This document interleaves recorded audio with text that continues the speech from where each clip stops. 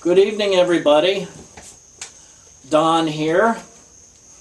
As promised, this is the synopsis or summary for my rock opera that I am going to begin releasing songs on, titled Private Blues. And you will understand why I picked that title as we go along here. As I mentioned previously, this is a true story, and it is one that I learned just very recently, and one that caused me to feel sympathy and compassion for someone I never even met who is long gone. So let's get started. On October 7th of 1905, a boy was born to parents who had immigrated to Chicago from Norway only 3 years before. He ended up being the oldest of 4 children. He had 2 brothers and a sister, and then later on he also ended up having a stepbrother and sister. That came about because his mother died in childbirth with his youngest brother. He was only 8 years old at the time. He was a normal enough child, but it became obvious by that time that he was small for his age.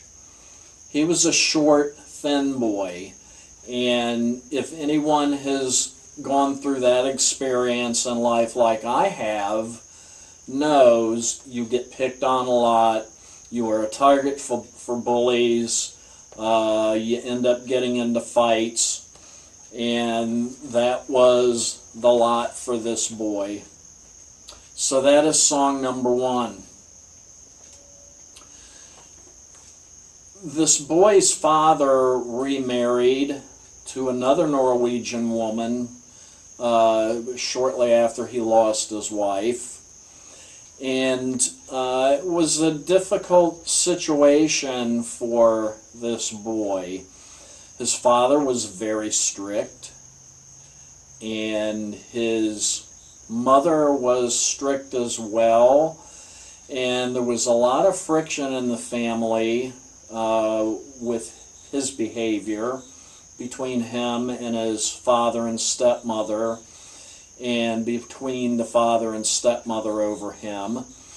There was also a lot of friction between him and his stepmother because of the fact that he did not want to follow her religion. She was very religious, and she just could not accept that he did not want to follow her faith. It was a source of a lot of arguments and problems, beatings. I don't mean like this, I mean good old-fashioned strap whippings. That is song number 2. As he became a teenager and a young man, as a way to, what do I want to say here, as a way to run from his problems or use a crutch for his problems, he turned to alcohol, as so many people have. He became a drinker, and more so as time went on, and that in itself posed difficulties for him in his life. By the time he was 35, World War II came around and he was drafted. At the time, he felt that this wasn't a big deal for him. He didn't really have any major direction in his life. no major concerns one way or another in his life. He had actually quit school in the 8th grade to go to work to help the family financially. Didn't feel like he really had much of a future ahead of him, so it wasn't a big deal to get drafted and go to war to him. That is song number 3. Song number 4 finds him in combat, heavy combat. He was a part of the Signal Corps, Army Signal Corps, but he found himself in the thick of it, fighting the Nazis in North Africa and later in Italy. And there became a pattern. Whenever he would get a pass, a 3 or 4 day pass, whatever they offered, he was so nerve-wracked by constantly being around the machine gun fire and the artillery and the cannons from the tanks going off. It just was so unsettling to him that he jumped right into the alcohol as soon as he would get a pass.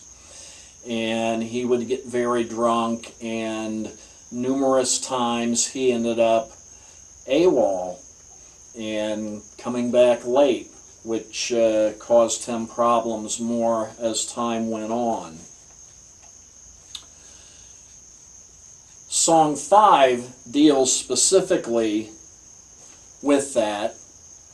He just cannot help himself from going AWOL every time he gets a pass, getting very drunk, waking up somewhere strange where he doesn't even remember what he did the night before, but his stomach is so knotted and tangled and his nerves are so shot from everything that happens in combat. It's just the only thing he feels that he can do anytime he gets the opportunity to find a respite from that. In Song 6, what happens is he is stationed in Italy fighting Mussolini's forces and the Nazis there as well. And what happens is he goes AWOL one time. He is in an area of Italy where there are a lot of caves. He figures out at one point that he has come out of a bender and realizes he has been AWOL for more than just a couple of days. It's maybe been a week or more, and he figures he's in so much trouble over that he might as well just stay AWOL. So he does not go back. He takes to living in a cave up in the mountains in Italy. He is eventually found and is charged with desertion. So that is Song 6, where he is arrested for the desertion.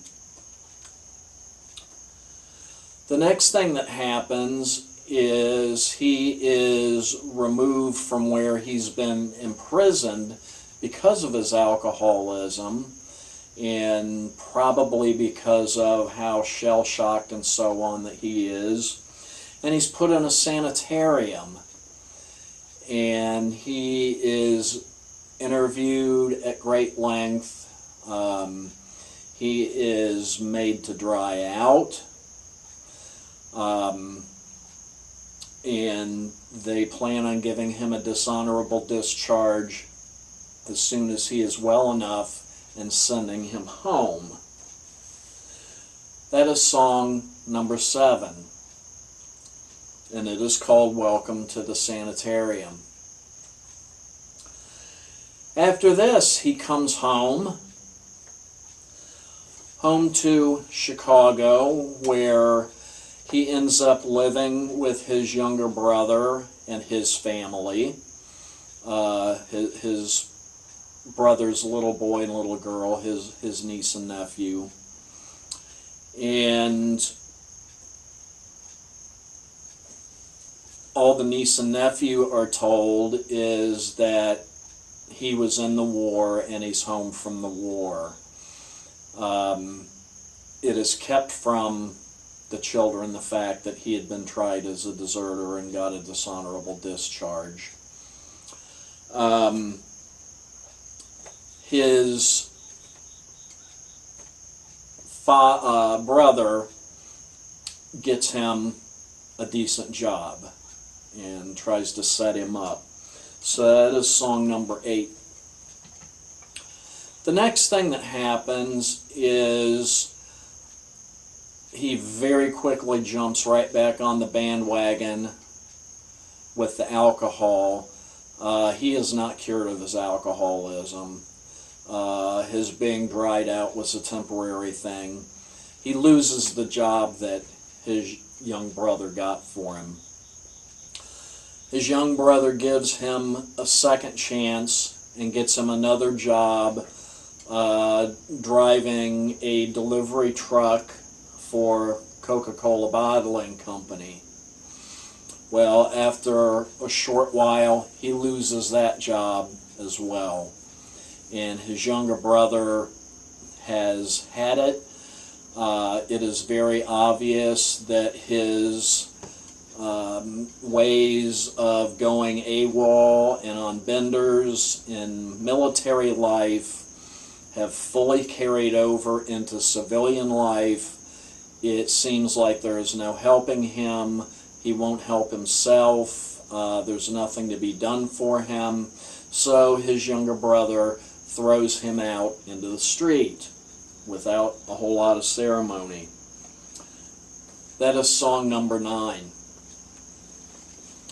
The family doesn't know where he goes or what happens to him after that. We know today what happened to him. He ended up 3 years later, after being thrown out, which would have been about 1947, was living in a rooming house in Chicago near where his parents were buried, near their old neighborhood, and he died of tuberculosis. So song number 10 is about his dying. What he is feeling is what the song is about, and it is instrumental. It's the only instrumental piece here. To wrap this up, it was not discovered until very recently the full extent of this story. Most of what I've told you here about this story was not known by the family. The niece and nephew involved in this story of this man who loved him very much and felt him to be the favorite uncle, never knew what happened to him after their father threw him out of the house. They never saw him again, never heard from him again. It was a total mystery. The nephew actually died not knowing what happened to him. The niece is still alive today and believed that she was probably going to go to her grave not knowing what happened to him either. So now, after all this time,